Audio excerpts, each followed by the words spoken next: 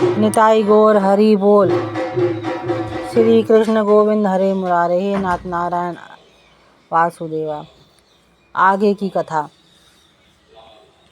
हाथी उस जनसमूह के मध्य में इधर उधर सूंड हिलाता हुआ धीरे धीरे चल पड़ा।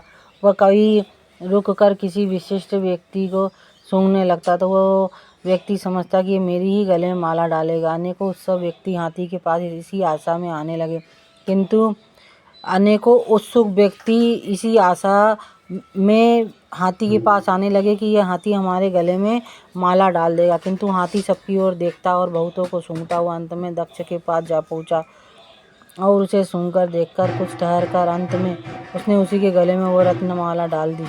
दक्ष राजा हो गया। हाथी ने उसे अपनी सूंड से उठाकर ऊपर बैठा दिया। सर्वस्व हर्ष ध्वनि और जय घोष होने लगा। वो हाथी पर चढ़ाकर ही राजभवन में लाया गया। वेदज्ञ ब्राह्मणों ने उसका विधि पूर्वक अभिषेक किया। उस समय दुदुम्बी बज उठी। राजा दक्ष पर पुष्पों की वर्षा होने लगी।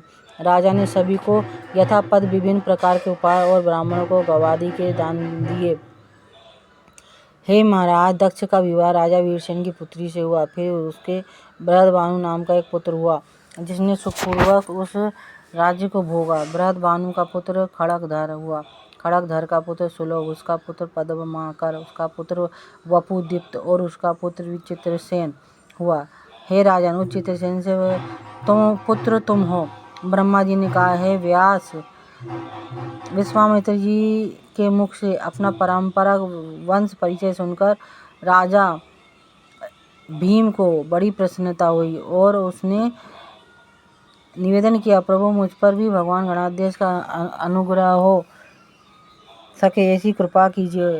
उसकी प्रार्थना सुनकर विश्वामित्र ने कहा, हे राजन, तुम राजा दक्ष द्वारा निर्माण कराए गए गणेश मंदिर में जाकर गणाध्यक्ष का अनुष्ठान करो तो तुम्हारे सब अभिष्ट दूर हो जाएंगे। यह सुनकर राजा उन्हें प्रणाम करके अपने वंश परंपरागत से उस उपासकीय गणेश्वर मंदिर में जाकर उपासना करने लगा और अनुष्ठान पूर्ण होने पर उसे रुक्मांगद नामक पुत्र की प्राप्ति हुई।